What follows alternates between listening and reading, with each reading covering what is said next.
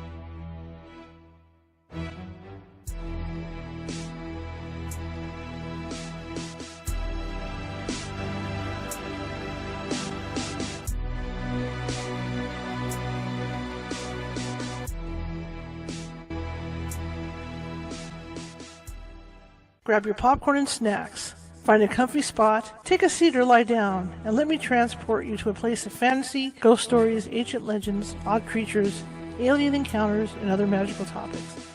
You may even decide to join the conversation. From faraway lands to your own backyard, with a small dash of pixie dust, turn out the lights and open your minds. The journey is about to begin. Good evening, everybody. How's everybody doing? I think I heard great. That's good.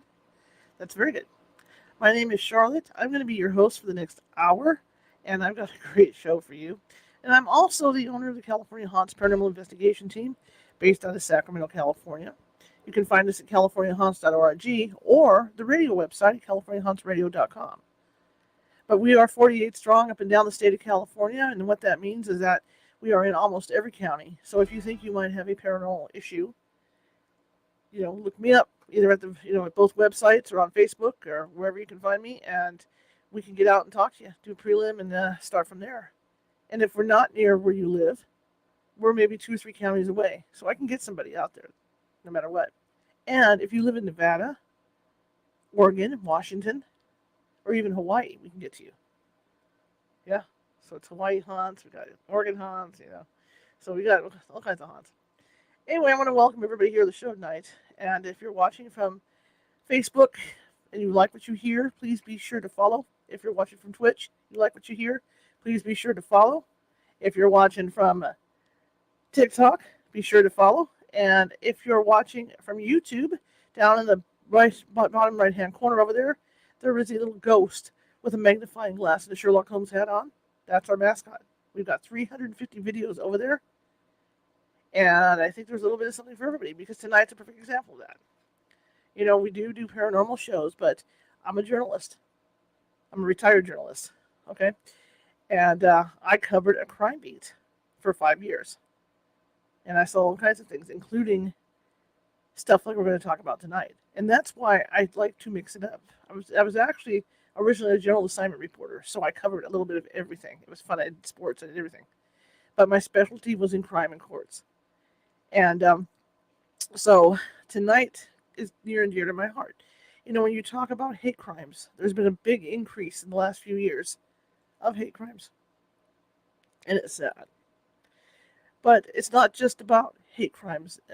Abuse goes so many ways.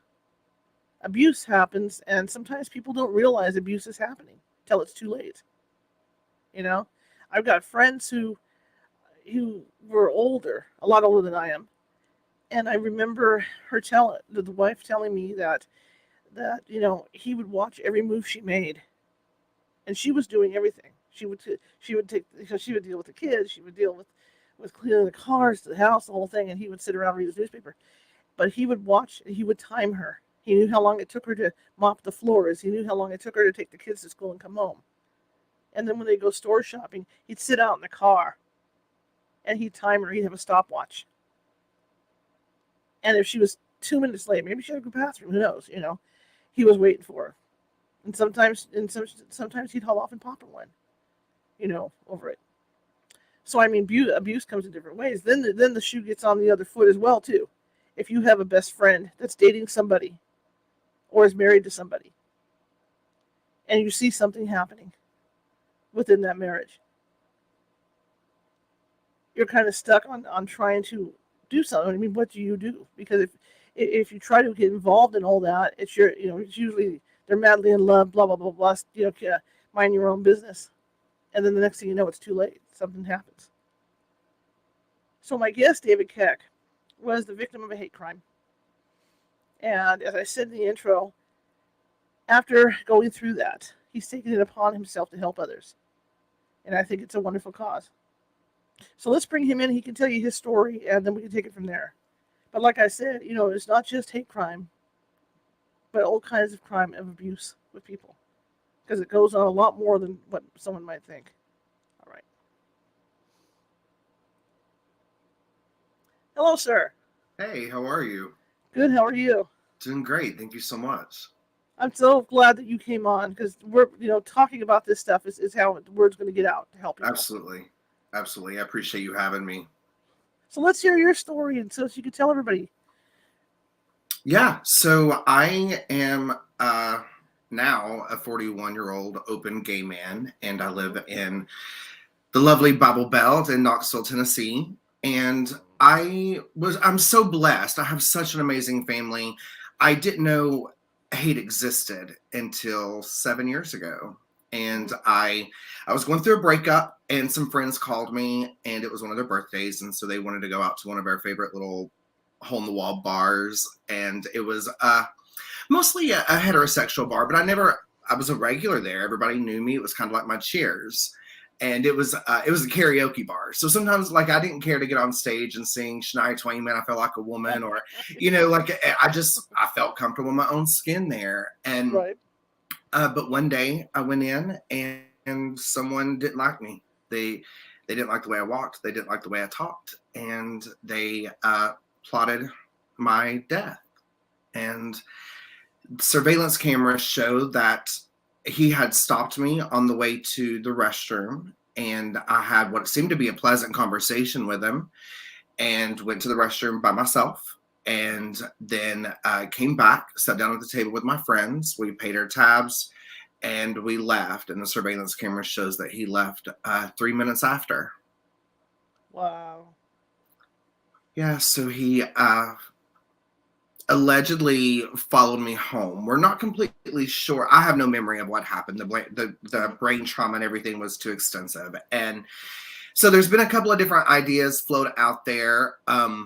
What seems to stick the most with ideas through court and everything is that he got a ride to my house, that he had someone follow me and drop me out, because he said that he knocked on my door and I opened the door. I lived in a safe community. I had just a little apartment, and my neighbor would come over sometimes and have a beer or whatever. So when someone knocked on my door, I just figured it would be him. Mm-hmm. And so he was, my attacker was trained military, and he said that he had me knocked out on first hit and spent hours, trigger warning, but spent hours raping me and beating me until he was sure that he had killed me.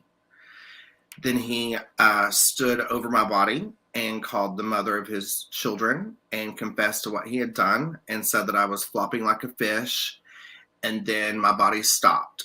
So he then stole my car and my money and my credit cards and went bar hopping and got drunk, wrecked my car, and that's when the police came and he confessed to murder, and they found my body. I think it was like 18 hours later, thinking that they were trying to find a dead body, mm-hmm. and but my foot moved, and they knew that I was not dead. Wow. Now, did he claim to be? God gave me the word. Did he claim to be straight? Yes, he identifies as straight. See, this is what I don't understand. I mean, they're going to rape you, and they're straight. I don't get the whole thing. Yeah, and with a lot of research I've done, rape isn't necessarily about attraction. It's about power. Mm-hmm. And I think there have been times that I have thought that maybe he was gay and was just from a place where he couldn't accept it. And then he saw someone like me that was open and out and accepted and leading the life that he wished he could live. And then there's that part of me that thinks that's not right, that he is a heterosexual and that it was more of a power trip. It's incredible. You know, it's just to hear, especially to hear your story. It's just so heartbreaking. Yeah. You know, that he would do that. What reasonings? I mean, really, when you were in court finally, did he give a reasoning for what he did? So when when the cops came to the car crash scene, he told the cops that he killed me because I was sexually propositioning him. And that's why he did it. So the media was coming to the hospital trying to get a story. And of course, I wasn't in a place to talk, you know. Mm-hmm. And so they went and got the confession from, I guess, the courts or whatever, and they built a story on that. So then the media released that gay guy goes to straight bar, brings straight men home for sex, and gets beat up. Wow. So I started getting death threats and people wanting to finish the job. Police had to monitor and stand outside of my home the whole time because the threats seemed to be so real. And then during court, he confessed that that is not what happened, that I just look like an easy target. I've always been a smaller guy. He was trained military. He said I looked like I had a lot of money and an easy target, and that's what he was after. I don't know that we'll ever know the full truth. How long were you in the hospital? Surprisingly, just for like 2 days.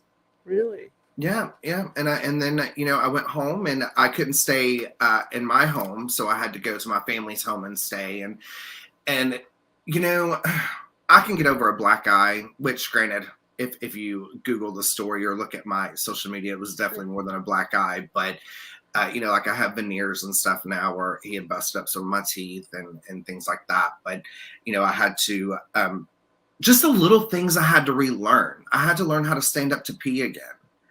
I had to learn what foods I liked again. I would turn on the television and see that I had certain TV shows on demand, recorded, and I had to remind myself that I liked those shows. Like, so I say that I can get over a black eye, but it was the aftermath of stuff that just really about finished the job itself.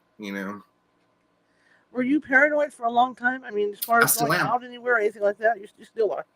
I still am. I am more aware of it, and I face those fears. But to be honest with you, especially now that the Roe v. Wade has happened, Right. and people are making more comments about what they can and will now do to the gay community, has terrified me. I'm afraid to work in my yard sometimes. I still do it, but I have those thoughts of when I'm stopped at a red light, if a car pulls up and is like, oh, there's a gay guy, we can do whatever we want to him, and so I do have those fears.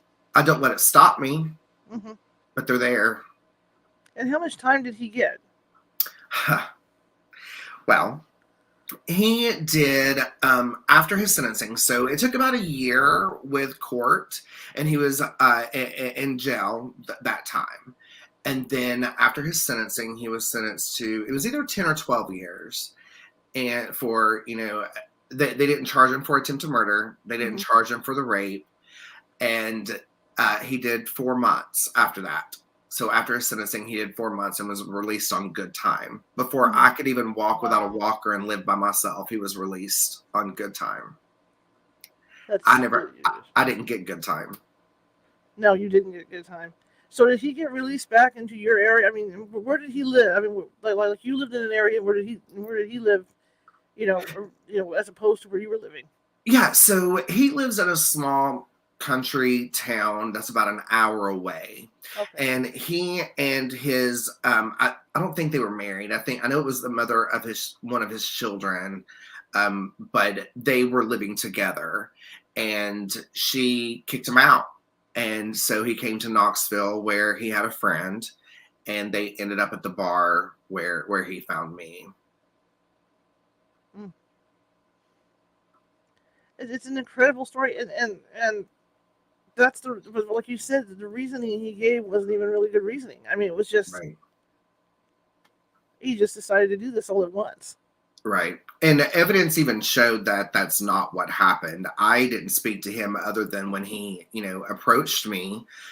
We had just a passing conversation, it wasn't anything sexual. But the thing is I've been hit on by people that I've not been interested in. I've been hit on by women, and never one time have I thought, I'm gay and this woman's hitting on me, I should kill her. Right.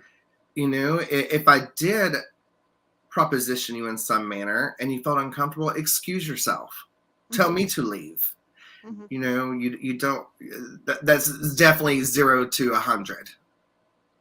When you say he was stalking you and you noticed it, did it make you nervous to know that he was following you around the bar? I did not know. The surveillance cameras show that I had no clue. Okay. Yeah. Okay. Just wanted to clarify that too for people. So the aftermath of all this, you're recovering from the injuries and stuff. How long? I mean, you're still recovering. You're going to be Sure. recovering for a long, long time. Yeah. But to physically be able to get out and do stuff, it must have been a huge effort for you to even go out. Yeah, it definitely was because I kind of became famous in a small town. Everyone knew me, and they knew this story that was created, and then of course they're creating their own narrative from that. Hmm. And so, even going to Walmart, there would be people that would see me. And this one lady, I remember this one lady, she seen me and she came running up to me, and it terrified me. But, she was one of those that was like, who cares if you hit on him? You did not deserve this. And Hmm. and she felt, following my story, that she knew me. And so she immediately comes up and she wants to mother me. She wants to love me. Sure. But of course, in that state of mind that I was in, it was terrifying, because when I see this person run into me, I'm like, is that his mom? Is Hmm. that someone that's related to him or on his side? Hmm. You know, and and she could tell that I, tensed up, and she Hmm. was so apologetic, and just such a lovely lady. I really appreciate her. But it was definitely an eye-opening situation, like that circumstance was, with her, because you never know what someone's going through. You never know what their triggers are, or what's Hmm. going to set it off, and it can even be with the best of intent. Hmm. So, are you seeing a psychologist or anything like that to help you through all this? Oh, 100%. I believe even the best therapists need therapists. I go to sexual assault group therapy Hmm. every Thursday, and there's a group of guys in there, and we all are from all different walks of life. But there's something about that kind of trauma that just unites and bonds us, and Hmm. we've created this brotherhood, and we're I'm gay. Most of them are straight. Most of them, they're all kinds of kinds, and it's just a Hmm. beautiful thing. But I did the first year and a half. I did individual therapy, and Hmm. then they introduced group therapy to me, and I was terrified. I was like, "You want me to go into this room with these men and be vulnerable, and Hmm. what if they want to hurt me?" Because I Right. then developed this mentality and this mindset of, these straight men want me dead, and I the facility that I'm with is amazing. And so one of the women was like, "I'll go in with you if they will allow it," and they let a Hmm. woman go into this men's group for the 2 or 3 times, and then finally I was like, you know what, I think I'm good. I've got this, Hmm. and I really appreciated that. Was there ever a time when you thought about moving from your home, from your area, to get away from all that? Yes, but I am so close to my family, Hmm. and I call my grandmother, no exaggeration. I talk to her every day on the way home from work, and she's in her 80s now, and I I cannot run because of him. Right. That would just be another way that he won. Now, if it was me waking up one day and I thought, you know what, I could transfer this area with my job, and this is what I want to do, but I can't leave my home Hmm. because of him. So I chose to tough it out. What an incredible story.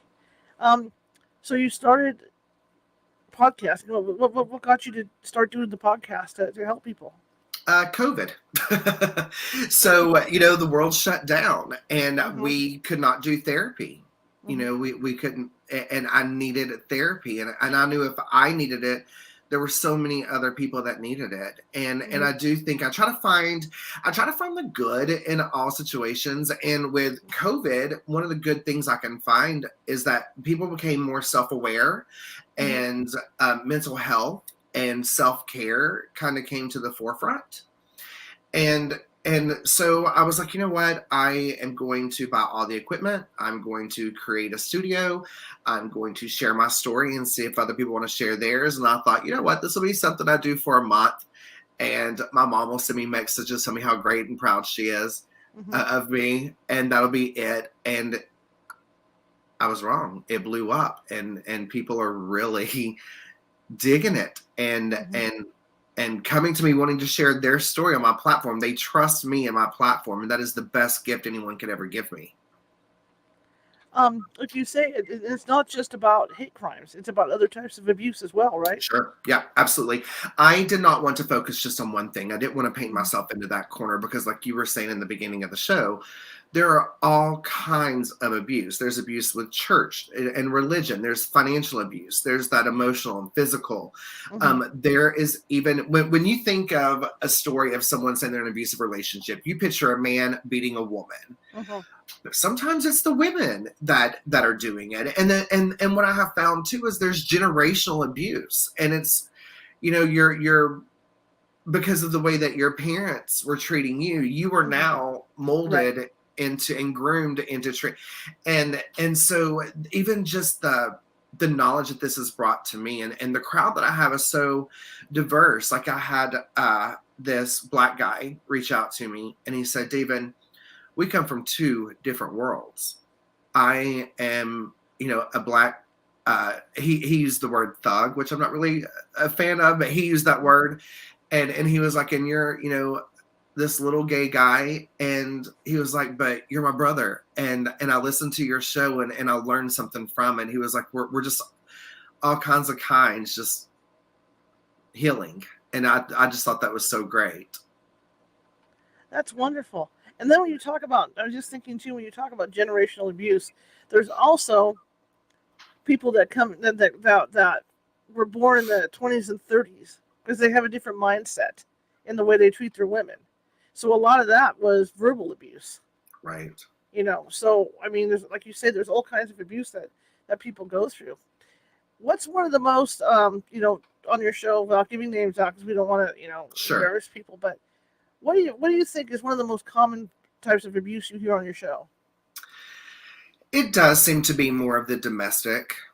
Hmm. Um, and what comes with domestic abuse is it kind of starts out in steps and phases. It may be usually what I have found common in my show. So I'm just going to speak on that. Sure. But it's usually the female that is being abused in some sort of way, and it doesn't start out with the backhanded smack. Right. It's I don't like your hair color. Change your hair color. You're getting too fat. You're not paying enough sexual attention to me. Hmm. I don't want you to work. I want you to stay at home, and I'm giving you an allowance of $50 a week. And if you run out of money, then oh well. Hmm. And it all kind of there's like these steps that I see, and you can just watch it blossom, for lack of better words. Blossom is almost a pretty word, so I hate that Hmm. word, but you see it just growing into something really, really bad. Hmm. Hmm. And like I said in the beginning, I mean, if you're on the outside looking in, and it's your friends that this is happening to, it is so hard to communicate, with that person and say, look, I think this guy is not good for you. There's something going on because they're in that. Especially if you're single. That's what I found too. If you're single or you're not in a relationship, what the hell do you know? Yep.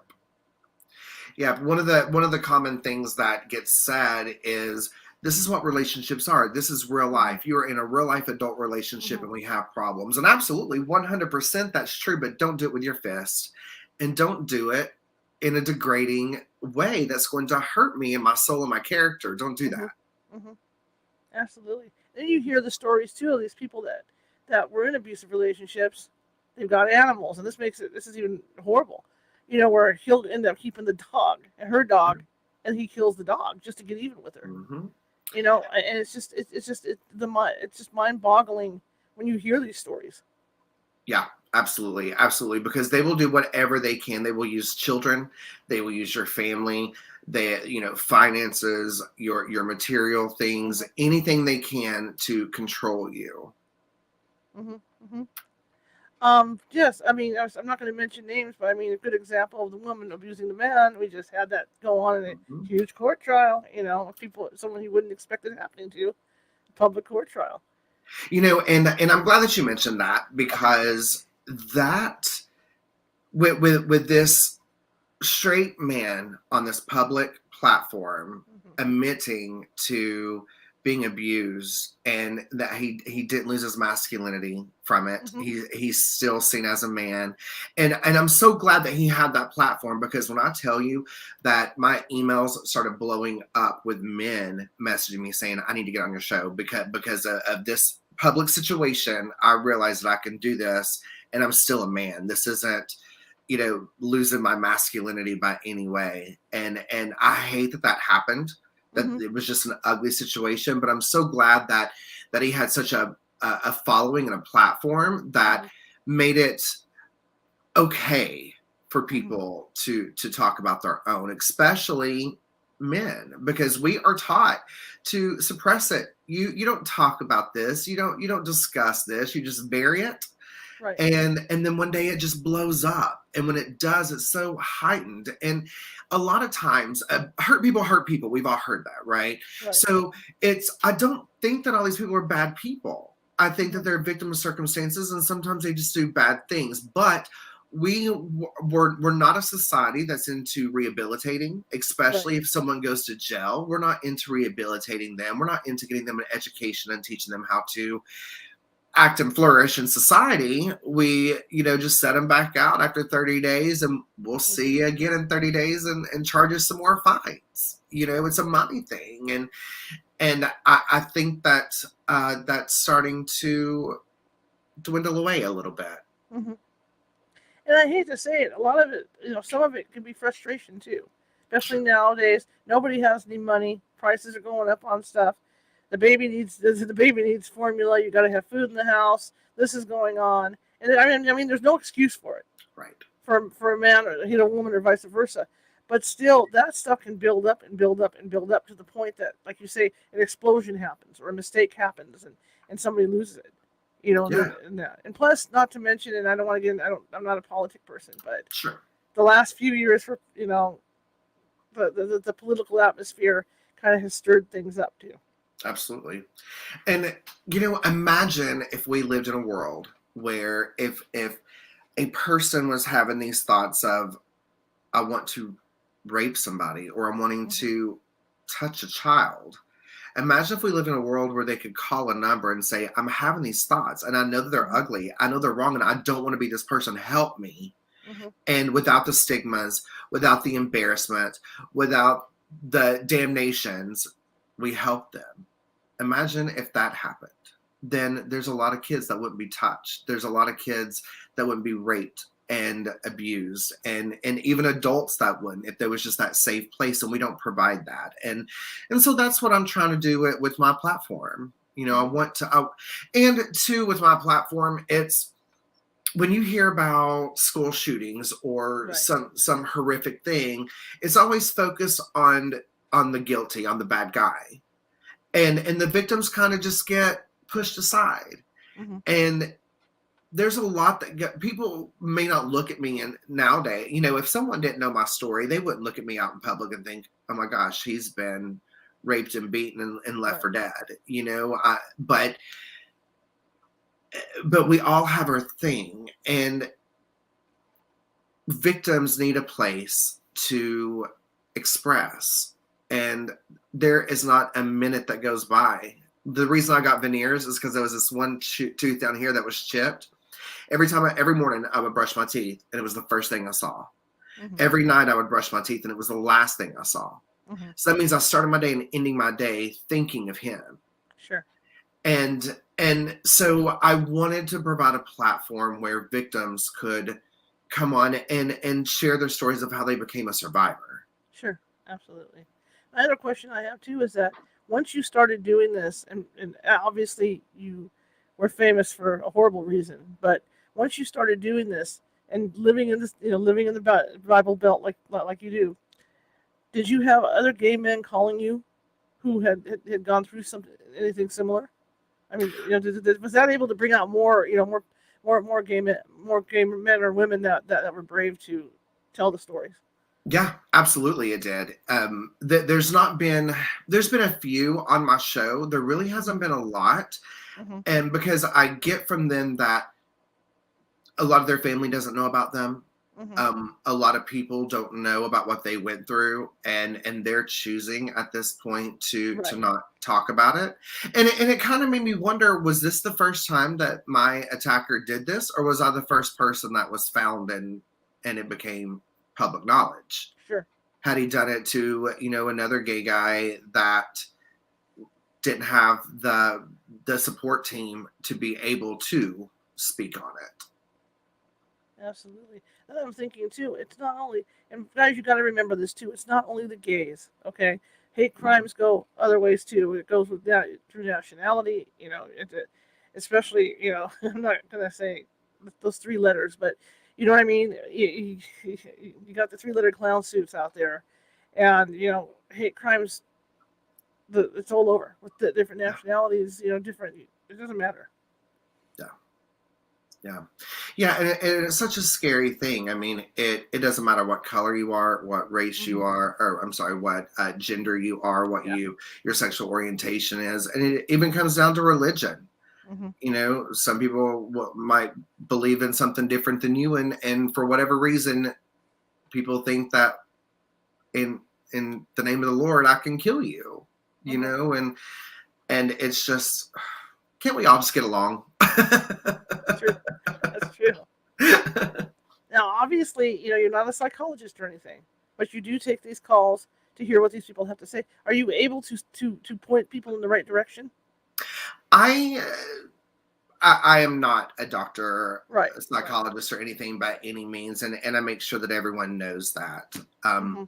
what I do come across and make known is that my journey is mine, and the steps I Hmm. took is what helped me. And Sure. so I want to provide endless amounts of resources. So Sure. when I have someone on a show that says I wrote this book or I became a member of this group, I post all that because I want you to find what helps you. And if you called me and said I need to talk to somebody, I can be an ear. And Hmm. if you need an actual certified doctor, then I have connections of who to get you in touch with. Okay. Okay. Now, the other question I have, because I mean, I get trolls on this show all the time. Do you get trolls that are calling you, or whether you're doing it online or whatever? How do you control that? I will say I haven't really experienced a lot of negativity yet. Okay. I have had a situation where some siblings heard of a story that I was releasing of one of their from their sister, Hmm. and they were not happy about it. I do not allow people to mention names on the show. My attacker, no one knows his name from Hmm. my mouth. They could give it they could Google it and easily find out. Hmm. But to me, he is my attacker, and that's what I refer to him as. Hmm. I try to be respectful, in that manner. Luckily, I haven't really received a lot of hate. And what I think is so great about podcasts is people, it's not like when you turn on the news and you're forced to just watch whatever's on there. You Right. have to go out and seek this show. Right. And so usually the people that come across it are the people that are looking for it. Hmm. And so I really haven't had, there's been a few things that people saying, oh well, David's now just trying to get rich off of what happened to him and he just needs to let this go. And no, there's not a lot of money in podcasting. Hmm. And I have my job, I have my real job, and I want to help people because I can either forget about it and bury Hmm. this, or I could do something beautiful with it and make it into my own story and own it myself and create it into what I need and want it to be. And that's what I choose to do. Absolutely. Now, from start to finish on this, from the night that you were raped and beat up to the point where you are now, how long has it taken you to get to this point? Well, every day is a new journey. It's, I'm faced with a different kind of fear or situation or trigger. I would say maybe around the 3-year mark is when I really started noticing a more of a controlled mindset where I felt like I was getting my power back, where I felt like I was able to make decisions for myself and I was able to get some more of my freedom back with, uh, Hmm. not waking up every hour just to go make sure that the doors are locked kind of thing. Um, And then after I started my podcast and realized that, it is helping people, that I am doing exactly what I wanted to do. Sure. It's funny because now, if someone asked me if I could go back 7 years and change that night, I wouldn't. I wouldn't, because I'm doing something good with it, and it feels good to say that. Right. It feels good to accept the fact that I might have been placed on this path that I didn't choose, but I'm controlling how I drive the car, per se. Okay. And so now that my podcast is a year old now, we just recently celebrated the year anniversary, and this year has just been so empowering and mind-blowing for me, and I've really enjoyed this year. So I would say the third year I noticed a big difference, and then this past year has been huge. Okay, cool. I'm really impressed. I'm really impressed that you've come this far and you're able to do this podcast. It's really, I mean, it's something, it's because not everybody is able to recover, to get to the point of recovery to be able to do that. But it's medicinal. I mean, when you're able to sit there and talk to somebody about what happened to you, it doesn't matter who you are, it's medicinal for you. Absolutely. Because you don't feel alone. Absolutely. And So thank you for that. So I really give you a lot of credit for doing this, for the podcast. Thanks so How much. has your audience been as far as growth? Oh my gosh, I get so surprised with the numbers, Mm-hmm. and I get an email notification every couple of days from the platform that I use. It says you had X amount of downloads, and I just released this new show. It's my first. The name of my podcast is called Surviving Abuse Podcast, Sure. and I had this lady reach out to me who is a part of the Rebecca Home, and it was a Christian-based girls' home, and they also have a Christian-based boys' home. Mm-hmm. But there was rape and murder and beatings and starvation and selling of babies when the girls would get pregnant. And she reached out to me and was like, I want to share my story. And then 6 other girls reached out to me and was like, I want to share my story. And I thought, let me do a mini series with it. And oh my gosh, my numbers are going crazy, because this was also a public thing. Sure. And uh, now I've had men from the men's home reach out to me wanting to do a second season, and Dateline is interested in talking to me. It's some really cool things are happening. Mm-hmm. Mm-hmm. So with your format, is it mainly a call-in thing, or do you, like you say, you have this guest on? So do you have guests on regularly, like I do, or is it just mainly I'm here to talk. I'm here to talk to kind of thing? Every week I have a Zoom call with a new guest, and I want it to be like 2 friends on a couch having a glass of wine or beer or water, whatever your vice is. And so, if they say something in their story that triggers something in me, I share that with them because I want it to be conversational. But each week is a new guest. The first few episodes in the first season was mostly about my story, and then as I started getting guests on, I would just kind of feed a little bit here and there with how I relate. Okay, cool. Now, just call surviving abuse. What do you think? And I know it's hard. It's hard, like you say, it's not the same for everybody, to go through. But what do you think is one of the keys to surviving abuse?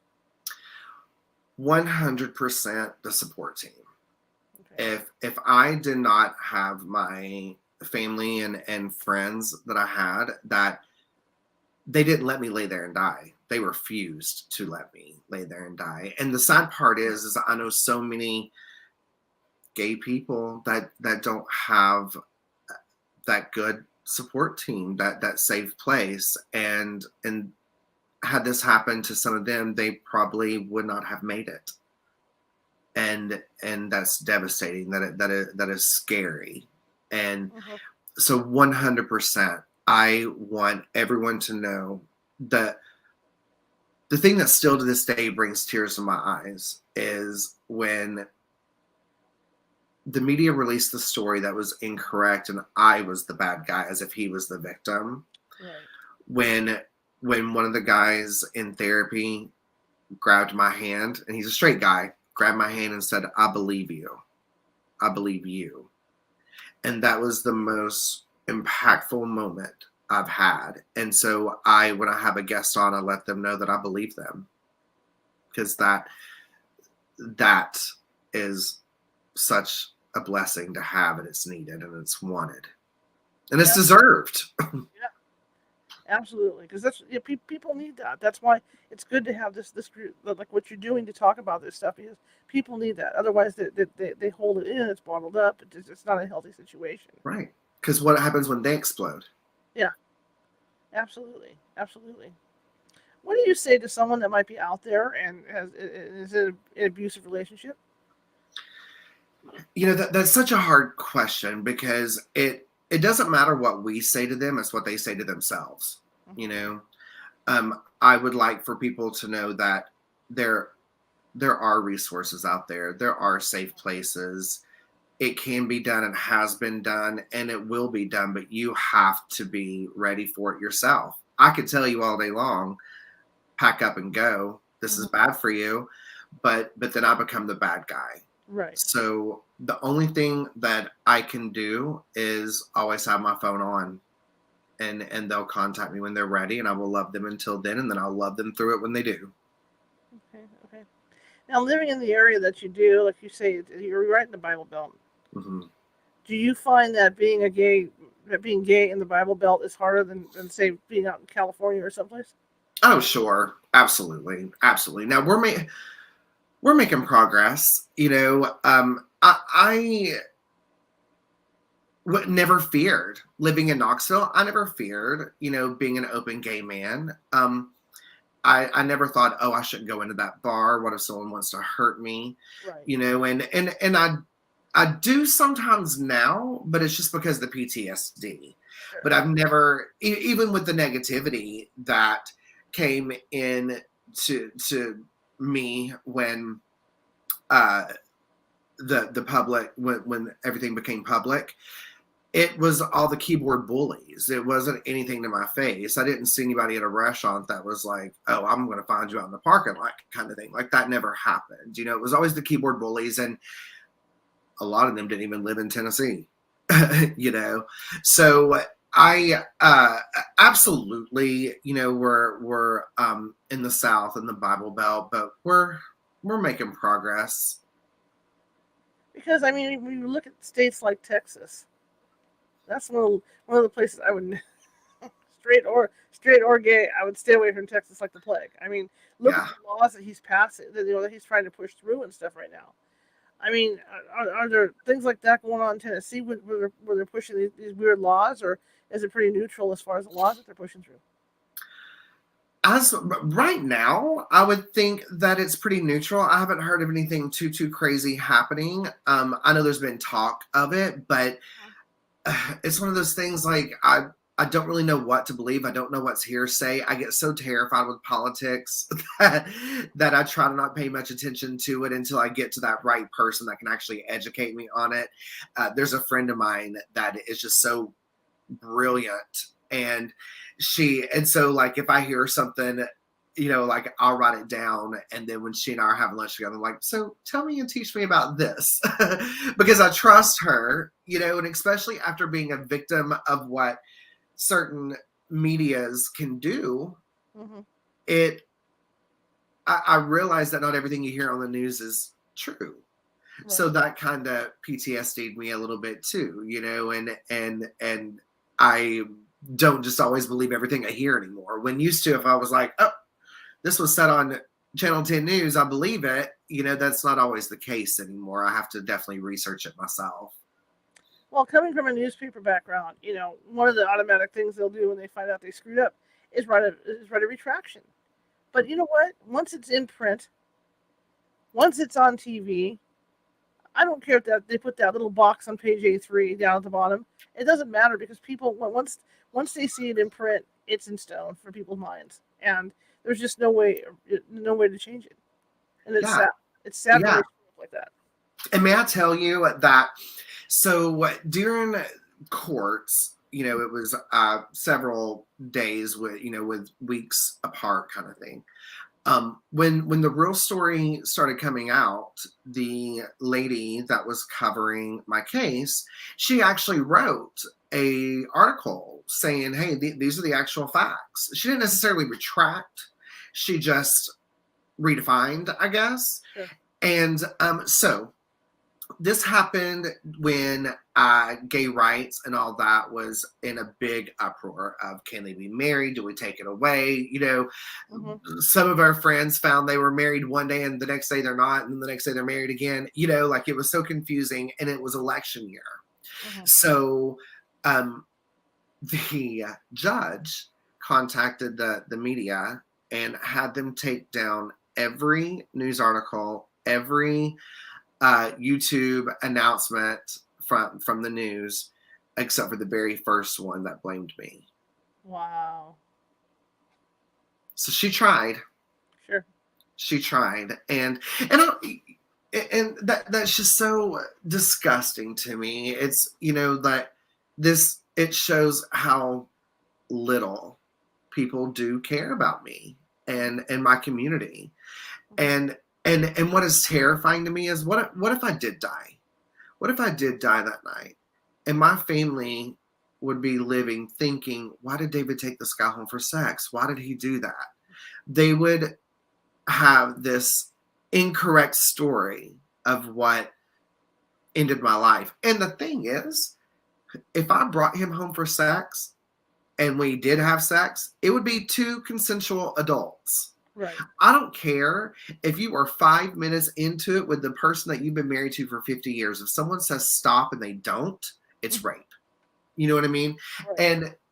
But we put such a negative spin on sex and orientation that it would have been like, gay guy was murdered because he took someone home for sex, and that's what they get, and that's not the way it should be. Well, that's what I was just thinking too. There's such a stigmata around gay people. Yeah. Right away you think, oh, they were soliciting for sex, and it's not how it is. Like with yours, especially with your story. And yeah, right, you could have died, and your family would have been stuck with that thought, and never knowing the truth. And that's what sucks about it too. Yeah. Just like now, perfect example of that is the monkeypox. What's going on with that? And the way they're handling that and how it's spread and all this. I mean, what a crock. I know. It's so easy for I think that people we need something to blame, and that makes us feel better, because if I'm blaming this on this set of people, then I shun those people, problem solved. Right.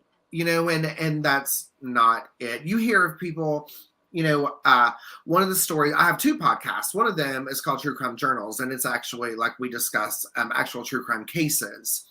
And one of the stories that we're doing was this person was executed in Texas for a murder that he didn't commit. Police and everybody knew that he did not commit this murder, and he was still executed. The last thing he said before he was executed was, the state of Texas is killing an innocent man. And that man, the man that actually did the crime, was out killing and raping other people during his execution. You know what I mean? But the community felt so much safer because they were like, oh, it was this guy, he's the bad guy. When that monster was still out there, he was still under your bed the whole time. And it's devastating how we find such solace in blaming somebody when we don't know what the full truth is. Right. I agree with you 100%. Again, let's go back to when you started this. How long did it take for your audience to build up, and how quickly was it? Was it like a wave of people that started to pass the word about it? Hey, we can call in and talk about what happened to us, or did it gradually build up for you? It's gradually building, and it still is. I remember logging in and getting, like, saying I got my first 25 downloads and how exciting that was, and then the next week I had my 50, and then you kind of get to that point where it kind of levels out, and you're not seeing any increase. You're like, okay, people are bored with they don't like me, and then you release another story and it's quadrupled. And it's it's just really cool to see. I'm such a numbers guy anyways. So every morning it's like I wake up, you have to lay in bed for just a minute before you get up. And so I log in immediately to check my numbers. It's what, inspires me. And then getting those, I'm sure, like getting those emails too, from someone saying, I heard the story that was released yesterday and it impacted me and thank you for this, and I'm like, okay, I've got to do another one this week, and I've been so blessed to, with having some connections to people that have a pretty nice following and platform, and had a couple of celebrities on my show now, and I can see the numbers really increasing then too, and yeah, so it just keeps growing. I'm so proud of it. This I can see this growing, and I hope it does for you, because people do need some place to go to talk about things. Yeah. Because especially if they're alone and they're in a situation where, like you say, where they're stuck at home, they're not allowed to work, and they need to talk to somebody, about what they're going through without having the spouse find out it's them, that they're doing this. Do you think, like we were talking about different types of abuse with this outside of hate crimes, and do you think that abuse? Did you think, okay, because people were stuck home with COVID, everybody was stuck in their houses. Do you think that there was a huge rise because people were stuck home? Because I mean, you hear stories about like the holidays, when people are all stuck in the same room, and there's the Jerry Springer, right, the food fights and all this going on. Do you think that COVID created a spike in all that? I do. Absolutely, I do. I mean, I know that my partner and I, we've been together. He and I both are bad with dates. It's either 4 or 5 years. We'll say 4.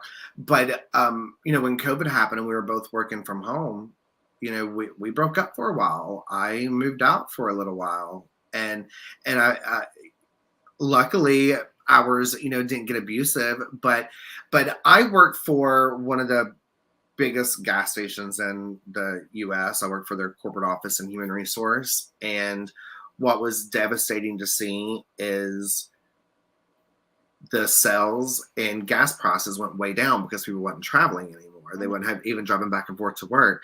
But cigarettes and alcohol through the roof. For a year, what paid my salary, what paid all of our salary at the company was the sales of cigarettes and alcohol. Okay. Yeah. And so when there's the addiction problems and there that leads to other destructive things, and then everything just changed overnight. It was like flipping a switch. Overnight. You don't realize how much you do or don't like somebody until you're with them day in and day out. And sometimes that is not handled in the healthiest way. Right. Because for people that weren't working, that weren't on that work list, it was tough. You're there 24 hours a day, morning, noon, and night. You're sharing the computer to work. If you're telecommuting, you're sharing that computer to work. You have to do this. You're balancing kids. You're balancing your normal stuff, except you're stuck at home doing it. Right. And having to do that. So yeah, I can totally understand that. Going back to what happened to you now, because this happens all the time. I mean, if you get on TikTok, there's a lot of these stories of people that even go out for the night. They go back to their cars. There's some guy following them back to their cars. What should people look out for? Like if they're in a bar or someplace like that? From the research and the stories that I've done and the people that I've talked to, all of them seem to have this gut feeling that something just isn't right. Mm-hmm. And we so easily brush that off. But if something is telling you that something is not right, believe it. Worst case, you find out that you look a little silly for a minute, but at least you do it alive, And I would rather someone think that I was silly for a minute versus going through what I had went through. Right. If you feel that someone's looking at you, if you feel like someone's following you, call somebody, do something, be proactive, and be one thing that my attack taught me was to be more self aware of my surroundings, and I I was always the kind of guy that would just dance with the one that brought me. If I showed up with, 4 or 5 friends, those are the 4 or 5 friends I hung out with, and really didn't pay attention to anybody else around. And Sure. and now I do. I'm very, aware of what is around me, and I think that is very important. hmm hmm And I remember even when I was going through my 20s, and I remember the stories about the people drugging your drinks, and to watch out for that stuff.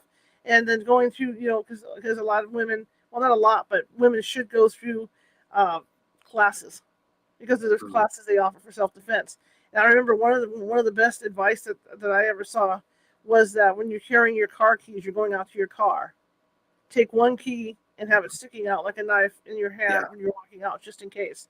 Just to be aware and be aware of your surroundings. Don't get oblivious to the fact that you're having such a great time that you don't see the guy in the corner staring at you right. intently. You just have to be really, really observant. But I mean, stuff happens. I know, and I don't want people to be embarrassed. I would not be embarrassed if I was going through Walmart and I felt that someone was following me or watching me. I would not be embarrassed to go to one of the workers and say, "Hey, can someone walk me out to my car?" Sure.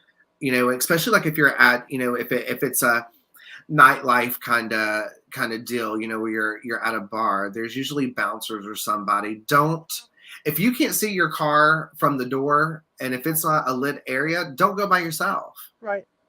And it's okay to ask someone to, will you watch me? Will you go with me?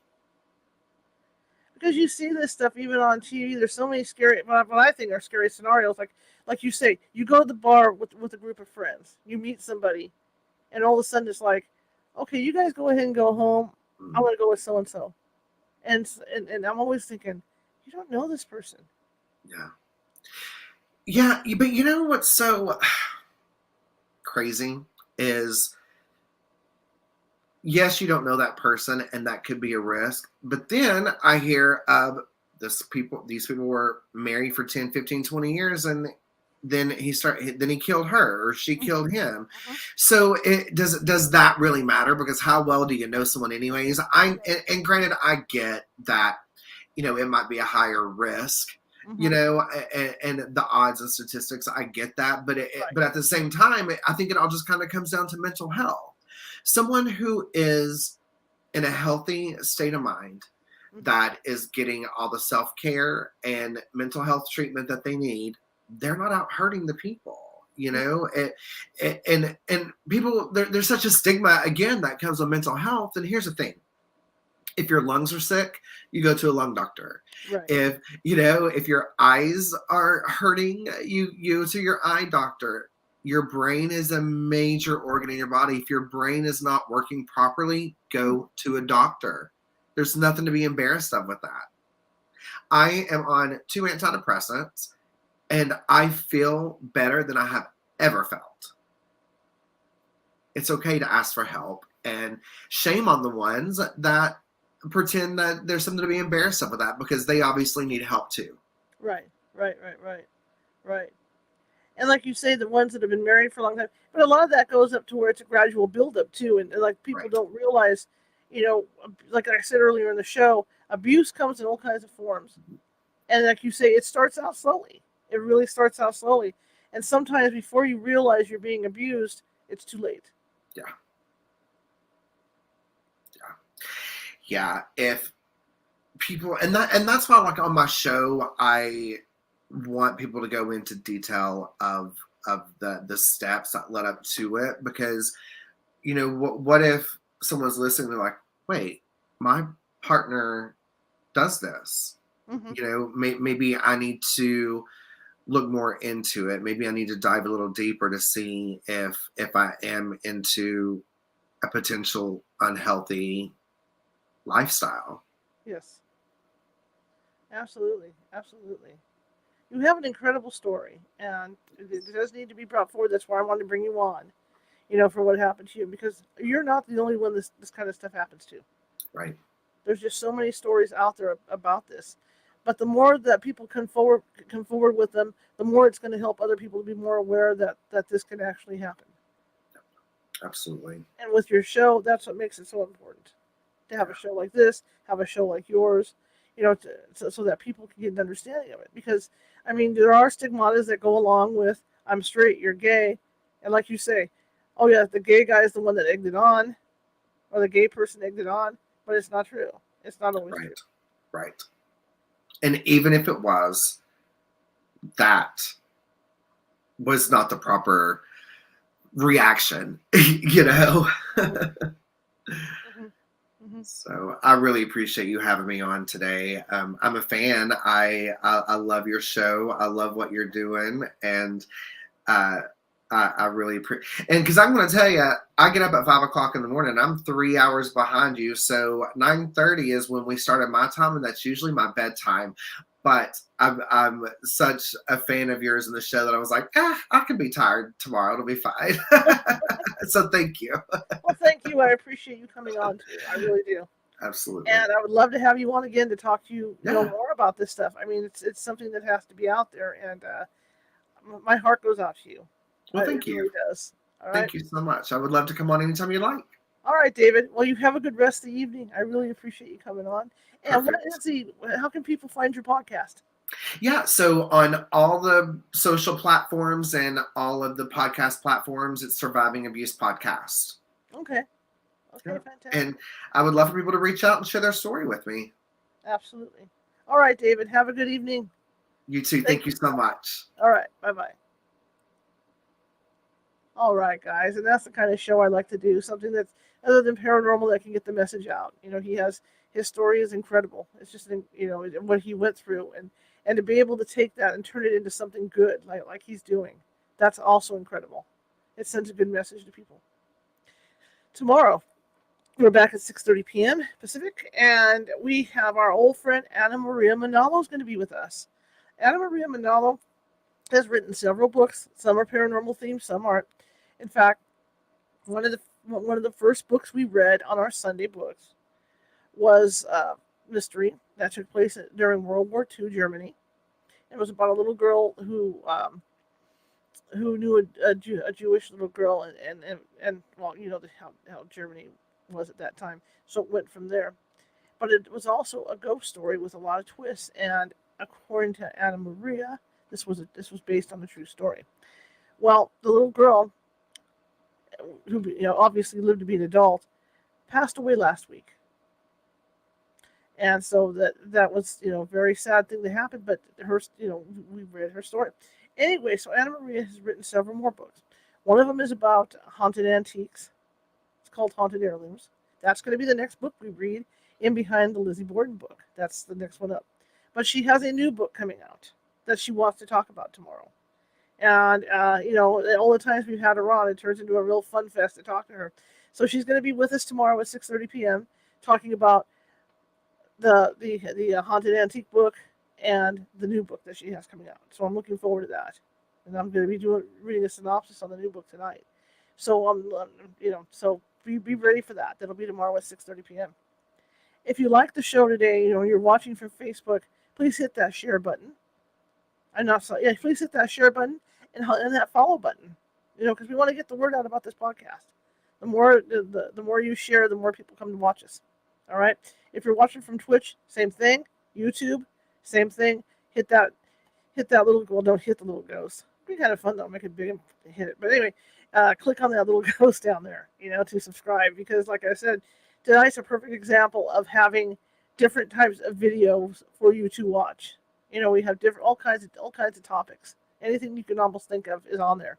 So you can spend hours and hours perusing the videos. But if you like the show, share it with 5 people. If you didn't like the show, share it with 5 of your enemies. Even people you hate. Because, if you don't like something, what's the best way to get even with somebody? Give them stuff you don't like. See? That's the logic behind it. We're equal opportunity here. And again, you can visit us at CaliforniaHauntsRadio.com or CaliforniaHaunts.org. One's the regular paranormal site. The other one, obviously, is the radio site.